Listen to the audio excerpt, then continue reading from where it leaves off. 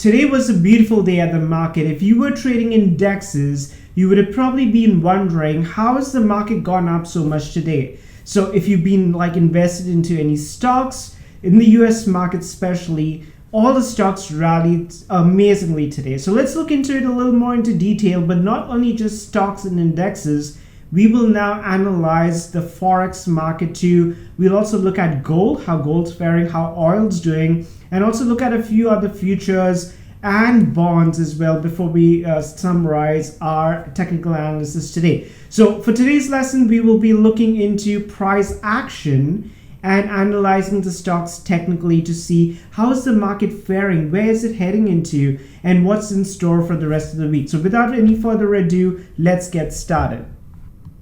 So you probably are wondering, what is this maze of 8 charts that I have in front of me? So before I get into the weeds of everything, let me explain the basics out to you.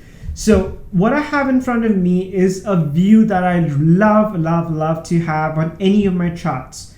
And the reason for this is that these are different time perspectives, and the market, the stock or the index is the same, but it's just different perspectives and different time frames that I analyze and look at the markets. So in front of you, I have the S&P 500 futures. It's just like the S&P 500, and the S&P 500 gives you a good indicator of where are the 500 of the topmost stocks in the US stock market moving into. So that's just a high level of what the S&P 500 is. You could probably be trading Tesla, you'd be trading any of the stocks that you have, but this is just like an indicator of where they are progressing. So on my right hand side, I have on the top I have the 1 minute bar, and that's just to give you like a real-time perspective, and it's not important for everyday use. Like if you're a long-term trader, you don't really need the 1 minute. I just use it for if there's some big news coming up, you can actually see the trends happen much faster on these kind of time frames. Now, keeping that in mind, I never trade those time frames. It's just to kind of like, I call it the rear view mirror. And it's just like, just checking your blind spots and seeing, okay, what's coming. And you don't really pay attention. You don't drive your car looking at the rear view mirror, but it's just something that you just keep an eye out and be like, okay, your side mirrors, are they like, is there anything coming from the back? Is there someone coming from the side? And that's what that perspective is. So I have the 1 minute chart, the 5 minute chart. I personally never trade out of any of them. I have the 15-minute bar charts. Then I have the 1 hour time frame charts. I then have the 4 hour time frame charts. Then I have the daily. Then I have the weekly, and this is the monthly.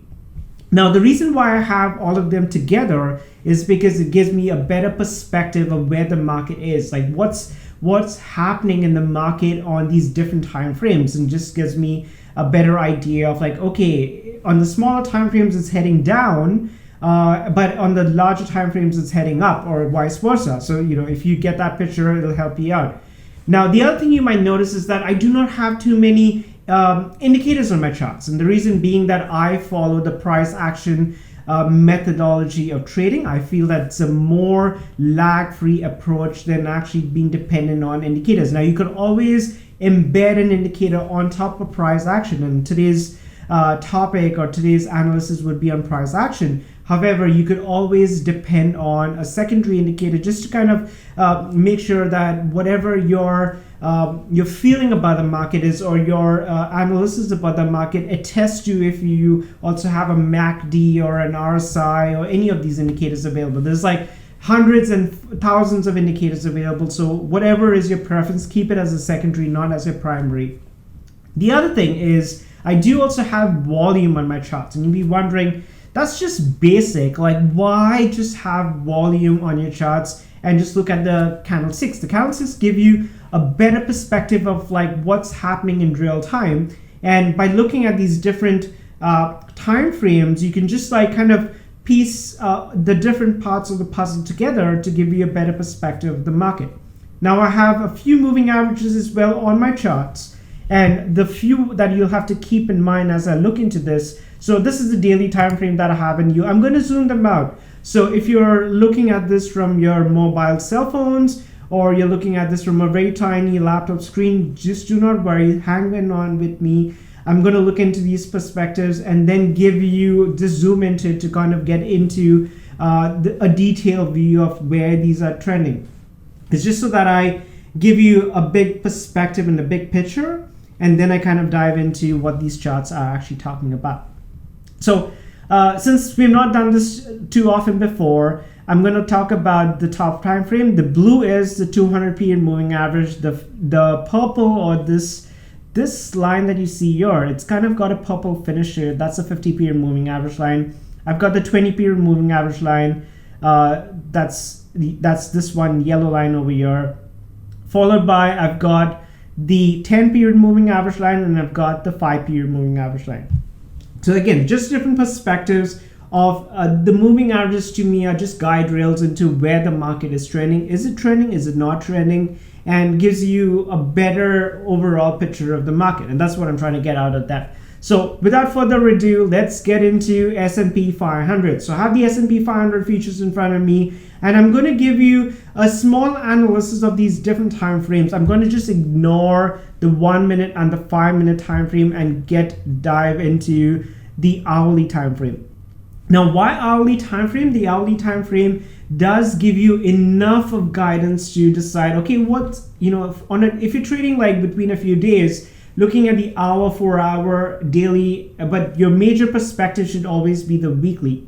And the reason why I say weekly is so important is that the weekly will tell you where is the market headed in a long-term perspective, and you should always have that as your number one priority. So if I was to decide, weekly or monthly would be my number one choice, followed by the daily, followed by the 4 hourly, followed by the hourly. I would not go below that because that's too volatile to even make a decision. You would be right 50-60% of the time, but then like the 40% that you would not be right would cost you dearly. So always high perspective time frames over the lower perspective time frames. Okay, with all that said, let's dive into today's like entire day time frame. So what happened was the market rose up today in the morning, and then you saw a huge pull down. Now, one of the theories is that the pull down was probably because of the leadership change in China, and it caused a lot of bear momentum, and you saw a lot of the Chinese stock markets tumbling down like 15%, some were 5%, depending on which sectors were really affected the most. But that's the sentiment of the Asian stock market, or China in particular. So our market, or the US stock market, rose up and then kind of like consolidated on the 20 period moving average line. Now you don't see that on the higher perspectives, maybe on the 15 minute time frame where it touched the purple line, but it just kind of pierced through it. But this is the hourly time frame, and you could see the market started its day here, rose up. It was overbought, in the overbought territory, or it was like expanded, and what then happened was that the market decided to consolidate, touch the 20 period moving average line, and then bounce back again. Now this is something you would not get by looking at just the MACD lines. If you were trading on the hourly time frame, just say you were, it would be such a good opportunity where you could just ride this. So maybe buy it around after it crosses the 200 period moving average line. Keep it all the way. You've bought it for about say like 7 hours, 8 hours, and then you kind of sold it down when you saw these candles, and then you bought it back again, and then you would sell it up here. So this is just an example of an hourly time frame. Again, do your own analysis and research before kind of like taking any advice on the market. You should know and understand the markets. These are just guide rails. Me being on this channel and kind of educating you is also a guide rail, in just like a moving average would be. Like the moving average is not the holy grail. I'm not the holy grail as well.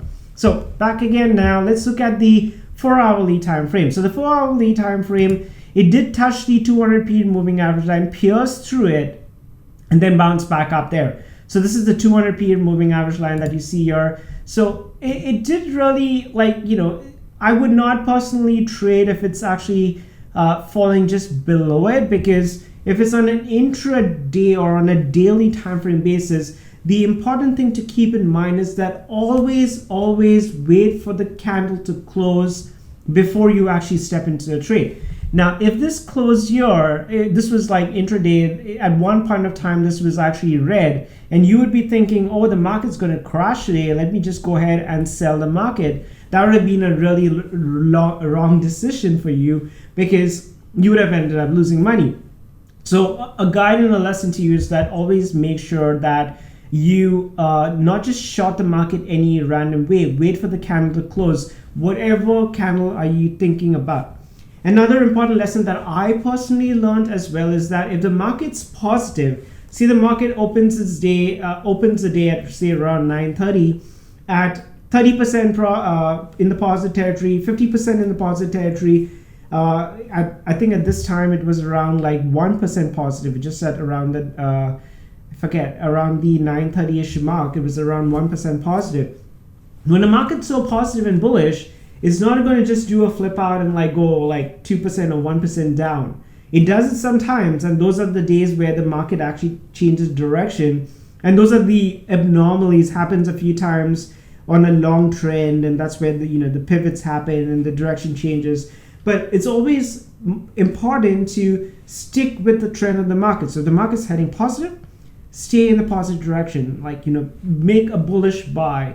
So that's something like keep in mind, make a note, and just kind of like test it out, see if it works for you. Usually the market continues to remain in the direction that it's actually heading into. So now this is the daily chart. I'm going to zoom in so that you get a better picture or perspective of where the daily chart's headed. So I'm just zooming in your so if you look at this is the daily chart. It's bounced up. So took a first bounce, bounced down, touched the 20 period moving average line, bounced down, and this is where it formed a double bottom. Now a double bottom is a bullish, or it's a trend reversal sign, and this is just me getting into the chart patterns. And what that does is that it tells you that the market is ready to make a reversal in the positive direction. Now, it doesn't mean that the market's going to go all the way up to the 4,800 mark in just like a bullet train to the moon, but it's going to at least head for an intermediate time frame into the positive direction. And that's what it's done here. It kind of tried consolidating for a period of time, decided on, okay, I think I need to go positive, and it then like broke out of this, went positive, hovered around, and now it's heading towards the 50 period moving average line. So would you buy somewhere around here, around this value? Because it's not touching the 50 period moving average line yet. It's somewhere below it. It did touch it on the intraday line. Now, generally speaking, the market does have a tendency to touch this line. So the line that I'm talking about is the 38, 26, 28 line. So that could happen intraday at nighttime too. The market does have a tendency to touch it. Sometimes it has a tendency to close for the day around that line before it decides to go down or go up further to the 200 PM moving average line. And another specimen of it is around this level. See, the market touched the 50 period moving average line, pierced through it, went up, almost touched the 200 period moving average line, didn't actually touch it, almost touched it, and then crashed. So that could possibly happen tomorrow as well, where the market may either pierce through it, go up, then do a similar episode of this, or it may just touch it. See, at this level too, it touched it, closed above it. Closing above it is very important, because that is an indicator that the market is respecting that particular candle, and then went below there. So if this was me, just me, my trading style would be, I would wait until the market actually confirms that this is the actual level that it's going to respect. And if it does respect this 50 period moving average line level, the next candle is important to me. So I'm going to look for, does this next candle that pop up after this start falling down, like in the downward direction? And is it an actual permanent move, or it's just like a intraday, like it's just hovering around on an intraday basis? And that's going to tell me, should I start shorting the market somewhere over here on the next candle? So I'm not looking at today's candle, but on the next candle, I'm going to just check and make sure, is it going to be heading down? And if it heads down, it's going to, I don't think it's just going to hold on to this. It may just fall down a little more. But until then, that confirmation comes from the market. Again, it's the approach that we are looking to follow is a trend following approach. You're not a trendsetter, because if you're a trendsetter, there is a higher chance or likelihood that you'll fail. So wait for a confirmation in the next candle before deciding what you want to do next. So I hope that was clear. This is a daily time frame, a very important time frame if you are trading, like different, like the stock market from different perspectives and things like that. So I'm going to try showing you the other time frames as well, because it's important to understand where the market's heading from the weekly time frame. So let me just open that for you, Rick. So now on the top left, I'm not sure if you can see it, but the top left of my screen, I have the weekly time frame here. So I'm going to zoom this out again for you, and I want to show you something very important. Now, the 10 period moving average line on the weekly time frame is where it's actually like a threshold, and that's where it is right now. Now, the important thing that I was trying to point out is that yes, it's trying to hold it as its support, not support, it's resistance actually, before it decides that, okay, I need to like either pierce it, go up more, or either take a break and like actually let it come down. So the way you would analyze that, okay, this gray line is the 10 period moving average line, is that really going to hold true for this week? If it holds true for this week, it means that the market's not going to go up anymore this week, which is, how likely is that? Like the market may just go up, maybe it may go up a couple more days and then it can come down and equal itself out. So the way you would test that theory is by looking at the previous instances. So I would look at this particular instance where the market took a turn around this particular period of time and then started going down. So is that possible here too, where the market now holds its ground, kind of hovers around that level, and then takes a turn and then goes down further? It could be. Or the market could pierce it through the yellow period, which is a 20 period moving average line, pierce through it, and then go to the 50 period moving average line, which is this. And the reason why you don't see too much of the 50 period is because this is futures, and they have contracts, and it doesn't really give you enough data because the contracts expire. But just hold me, that's where it actually touched and kind of like flipped through the bottom. Now the difference between the previous instance and this instance is that in the previous instance the market fell down considerably and then it had to recover considerably as well. In this case, the market has fallen down a few weeks in a row, but it's not as severe as this fall. This fall is like smaller in comparison.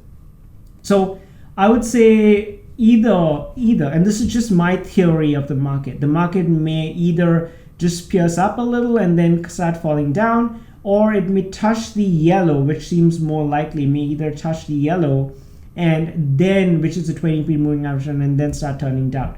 So it's not so easy to kind of talk about it right now, because see, this is another point where the market pierced through it. Well, this is the yellow, but the point is that it'll pierce through it, hover around it, and then start coming down. So I would keep a close eye, as we're looking at the daily chart time frame as well. I would keep a close eye on the weekly time frame, because the weekly will tell you where is the market trending into the long-term direction. So that's an important thing to keep in mind as we trade these markets. So I hope this was helpful. This is the S&P 500. I'm going to quickly open up the Nasdaq and show you how that's faring as well. And once we look at the Nasdaq, we'll then look into the Forex. So the next one coming up is the Nasdaq future. So the Nasdaq futures, if you know the S&P 500 and Nasdaq's the technology-based stocks, and Nasdaq in comparison has fallen more because technology has taken the biggest hit in this mini recession or this downturn or the bearish market, whatever is your terminology to call whatever we have faced this year, but that's the definition. So I'm going to open up directly the daily time frame, just not waste, because it's very similar. They're kind of like brothers sisters to the S&P 500. The major difference is that it falls down a little more. The support and resistance levels may be a little different, but overall it's the same picture. So have the daily time frame in front of you, not to waste too much time. So on the daily time frame, it has broken through the yellow line, which is a 20-period moving average line, and then it's heading over to I would say it may head up towards the 50 and then bounce back down, so that could be a possibility. Volume doesn't seem anything unusual, but that's something I also keep an eye out for. I want to know like what the volume is doing. And on the weekly chart, so the weekly chart, it's held on the 5-period moving average line, which not something that I'd really keep an eye out for. I would keep my eyes out for the 10-period, 20-period, and the 50-period for these weekly time frames. So it's supported on the 5-period moving average line. I don't care about it, but I'm more concerned about, okay, is it going to touch the line on the top, which is the gray, which is the 10-period moving average line. So it is lagging behind in terms of on the weekly time frame, but it'll also spring up faster. You can see this big candle here, the 1 week that was actually like rising up. This is the second week in a row that it's been rising. So yeah, most likely it could touch this line before deciding to plummet below too. So another thing to keep in mind is, so this is the positive direction that it's going to head towards. It may touch the 50 period and then like bounce down, but that's something I'd keep an eye out for. Like just see, is this just kind of like where it's peaked and then it may fall down there too. So a few perspectives to keep an eye out for as we like trade this particular market in the coming. Next, we're going to look at gold. So I'm not sure if you're a gold trader or no. If you are not, at least get a perspective of like what this price action sauce today that we're talking about. So gold is another good future if you like trading futures, or you could trade the ETFs of it. It's the same concept. The charts don't really change at all. Just a few like different levels here and there, maybe a little fluctuation in between, but overall it's the same concept. So gold has been pretty flat. This is the hourly time frame, and this is how it's been like for the last few. And the reason for it is, let me just kind of like go on this, zoom in a little. This is the hourly time frame.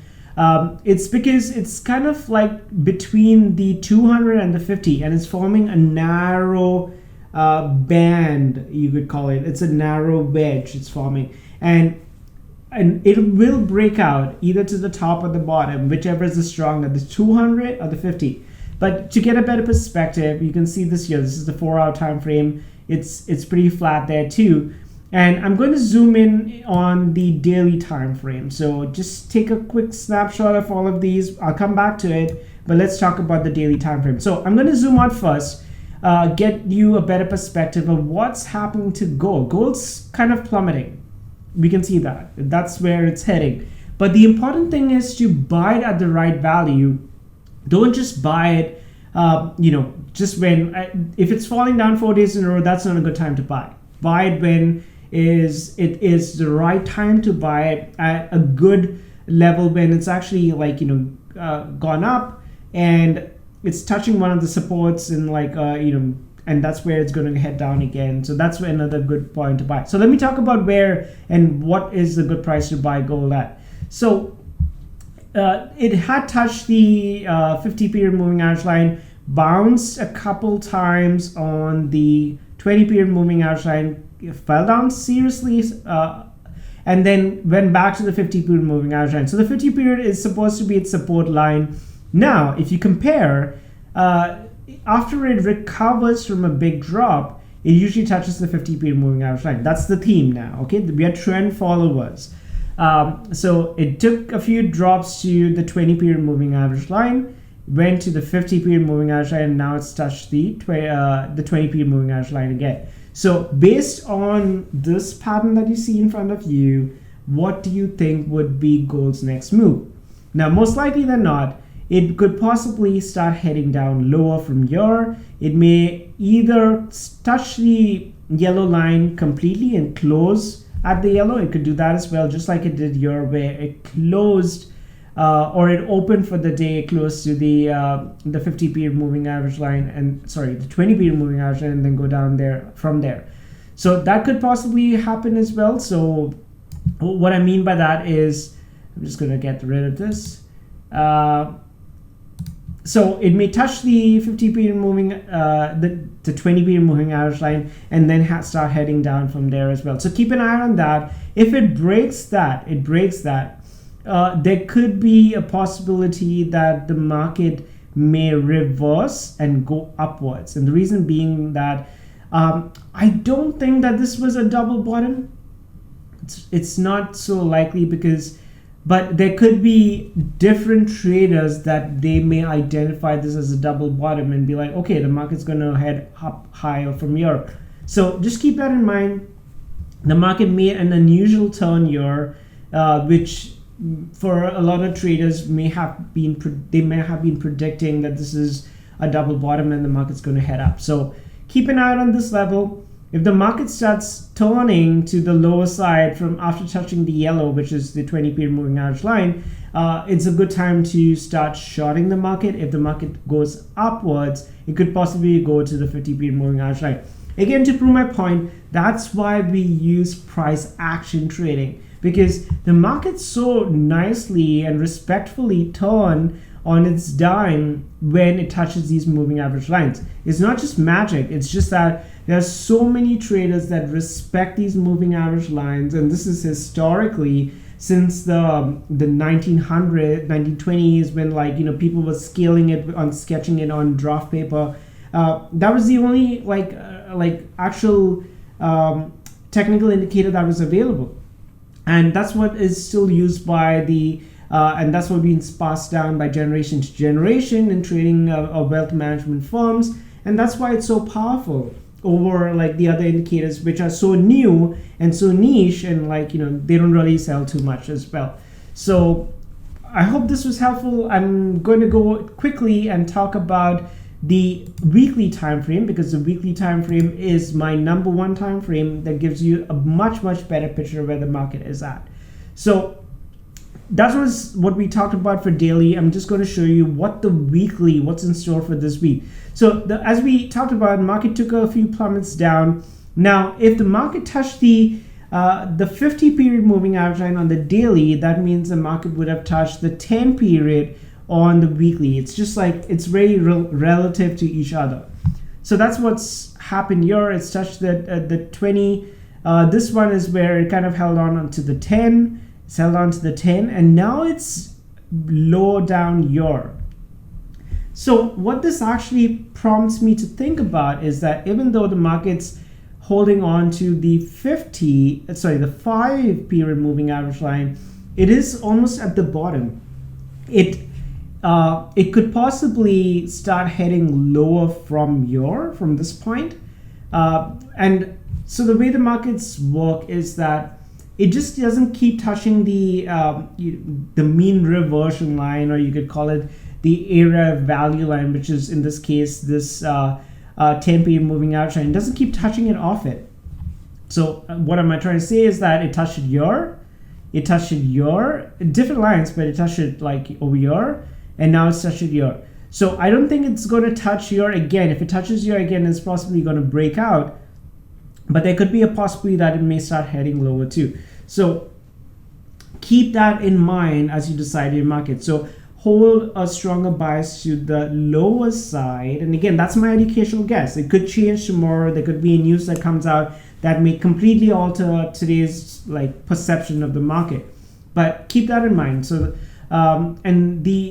it usually doesn't just keep plummeting down. It'll kind of bump up again and then again go down.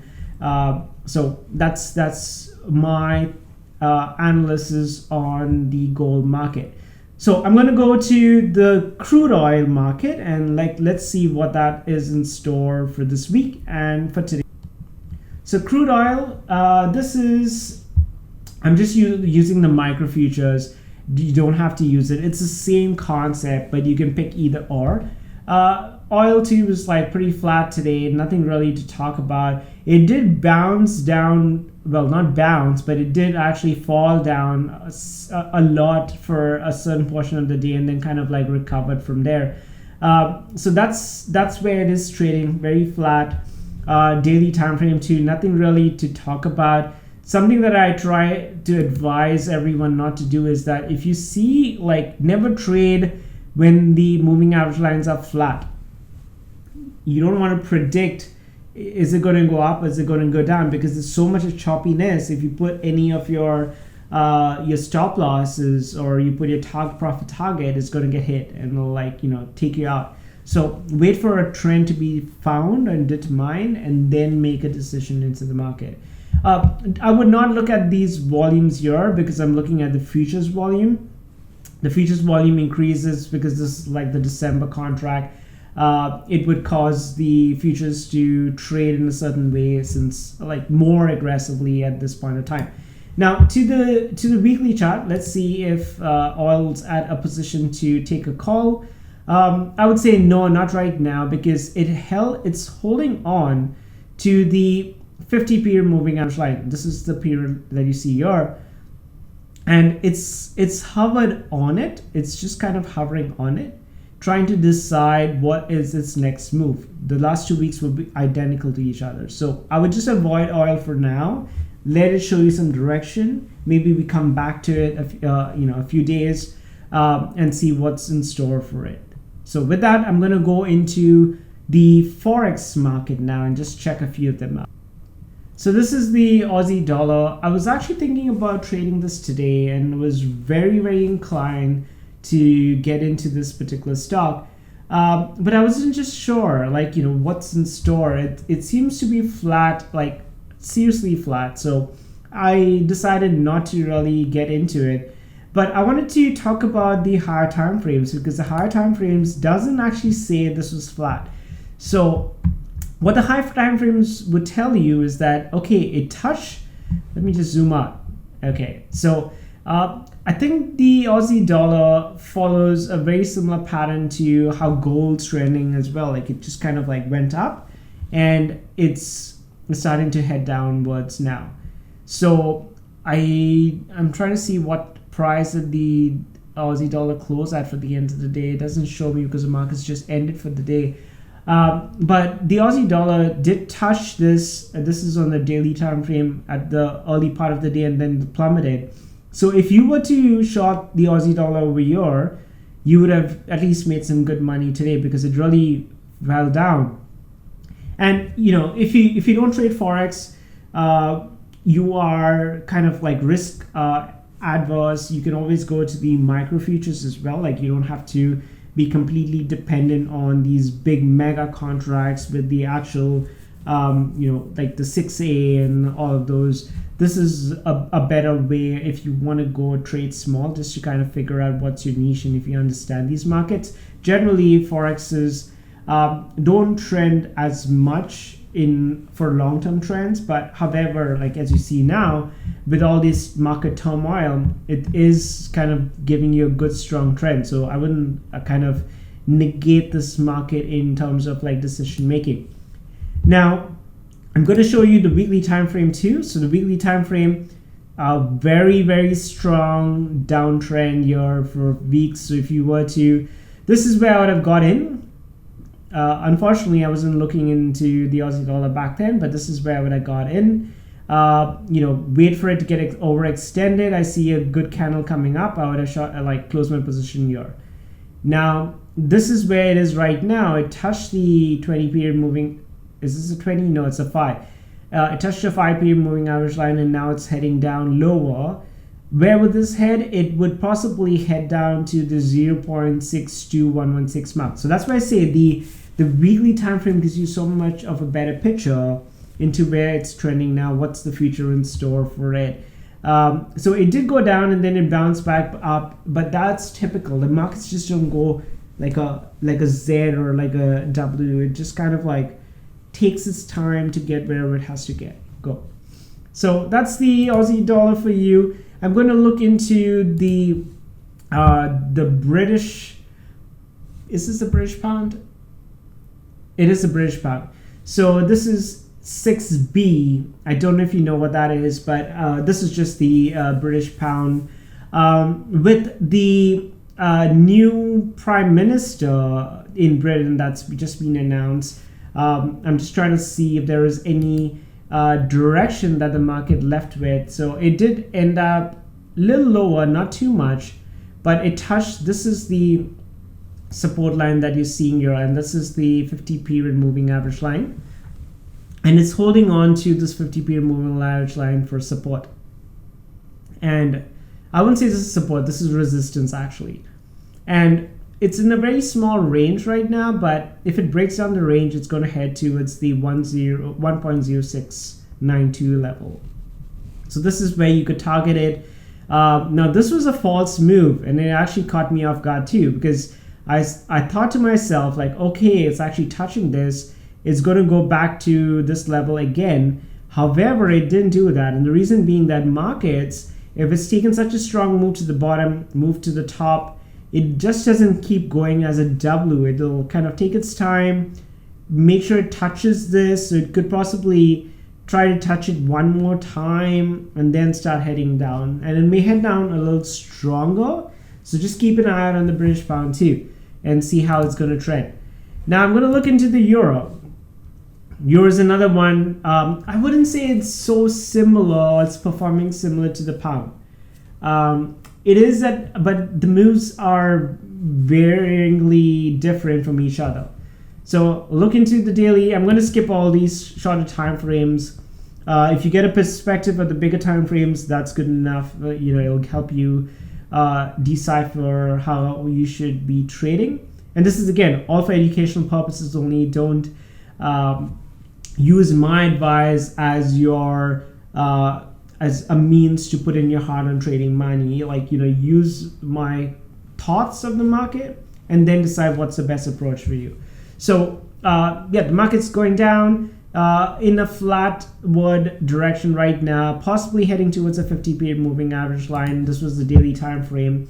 I'm going to look into the weekly time frame, and yes, it's more likely than not it may just kind of like hover around this 0.99 level, and once it touches there, it may just then try to fall down. Now this was an interesting candle because at one point in time, today's just Monday, but at one point in time it was all the way down here and then it bounced back up there.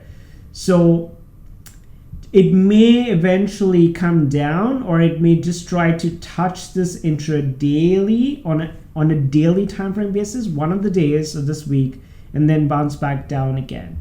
So you could either trade the pound by itself, or you could have the euro as well, or the pound, or the Aussie dollar. The Japanese yen is doing a lot too, so you could even look into that. So a lot of options for you in the Forex market. One more, let's look into the Canadian dollar. So the Canadian dollar, very identical to the US, but it has about a 25% delta between the two. A little more than 25 now, but yeah, it touched the 50-period moving average line. I also see here that it's close to the 10-period moving average line, and it's heading lower. So yeah, more likely than not, it's going to start heading lower from here. And this is my perspective on the daily time frame. It's reached its peak target that it was supposed to, and it should most likely trend into the lower direction. Now I'm going to show you Bitcoin, because Bitcoin and Ether, they're the two hot cryptocurrencies as well that people look for advice on. So I'm going to talk a little bit about it, give you my perception analysis of how those two are doing, and at least it'll give you some direction of how the cryptos are trading. So I'm going to go quickly to the daily time frame, and daily time frame. Oh my gosh, this is a terrible chart because it doesn't have any data, and this is the futures, MBT. Let me see if I can open up BTC, which is actually would have more data for me. So this is Bitcoin again, so much better, so much more data. It is around the 19,000 level, and it's been hovering there for like so many days, almost like 2 months. And I think that's because like that's the bottom that I don't think it's a bottom. It's just like a range that is holding on. I'm going to look into the weekly time frame because this is too little of a data to really tell you too much. Yes, it is actually hovering around it. I would not personally put anything into it. So if you're a Bitcoin trader, I would still say stay out of it because it's still too tight of a range. The best time to get in short, if you were to short it, would be around this level. If you were to buy, it's gone up for forever, and we don't know when it's going to come back again to that level. So that's Bitcoin for you. Let's look into Ether. Ether too. Again, I apologize for the data. It's not really there. Tomorrow when I come back online, I'm going to find better data sources to help you give you a better perspective. But Ether too has been trading around similar to Bitcoin in that 1300-ish level mark, not really exploding up above or below that. 1300, 1400 is where it's hovering around. So I would say just stay away from it if you can. It'll help you. It'll help you time your entry into the market at the right time, and so let the market show direction, and that's when you should get into it. So hope that was helpful for the cryptocurrencies. Small. If you'd like me to get more in depth, just kind of write it into the comments, and I'll give you a more in-depth perspective of those and maybe different stocks and futures as well. I'm going to look into the bond market because the bond market was highly talked about today on the news. So let's look into. So this is the bond market for you. I have opened up the 10-year yield, not the shorter ones. And the 10-year is fairly good in giving you a good perception of where the market is. So back to the daily chart. The daily chart for the 10-year yield is, this is an amazing shorting opportunity if you were able to catch it. This would be, they call this this is the golden cross, which just means the 50 and the 200 crossing each other. And that indicates it's going into the bear market territory, and it did that, and it fell all the way from August to September. It bounced up again for a few days, and now it's again plummeting down. So that's an amazing. If you were to short the market, short bonds, it would be really, really good. Now I'm going to look into the weekly because the weekly is amazing as well in terms of showing you how bonds have been falling. So it's been going down, flat for a few. This was November, started falling in December, came up again, fell considerably in December, came up again, fell down again, peaked up here. This was a peak, and then it's gone down. So this is so these are just how a person's sinking inside, and he just puts his head up to breathe some air so it could take another dive down. That's what it did here. It came up for air, and then it went down again, and now it's still plummeting. So we don't know where the end is, how low it could go, but it could possibly go a lot lower as well. So that was my recap for all these different stocks. I'm going to indexes and futures. I'm going to look into a few stocks as well to give you a little picture of how they are performing. So the first one we wanted to talk about was Microsoft. Now Microsoft's been doing, I think it's been performing very similar to the S&P 500. So that's why if you understand the S&P 500, it'll give you a picture of all the top trading stocks. It's almost touching to the 50 PM moving average line, similar to the what line is this? The 10 PM moving average line on the weekly time frame. So that's kind of where it's been hovering. So yeah, like Microsoft's not doing anything special in terms of the trend that it's been performing along with the S&P 500. The next one I want to look at is Tesla, because Tesla fell down today when the oil market was higher. So let's technically analyze that one. So Tesla today, and this is the daily time frame, it actually took a small nosedive, and it's still range bound. I would not actually get into it between the 206. Either if you get it, could probably look at shorting it around the 218 mark, a little bit about, or the 215 mark, somewhere in the positive territory. But it's still, if I look at the weekly chart, I'll just open this up for you.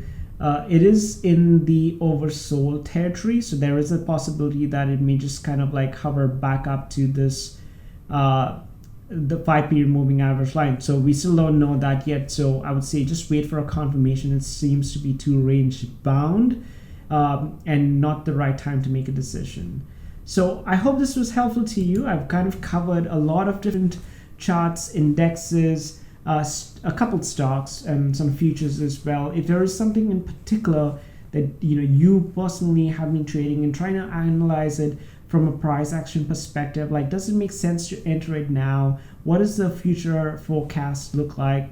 And at least just give you an education on how you should be trading the on a price action basis. So I'll stay tuned to it on a weekly basis. I'm going to try making another video for you tomorrow and keep that going for the rest of the week so that you get constant updates on how the market's trending. So with that, thank you, and I hope to see you in another video very soon.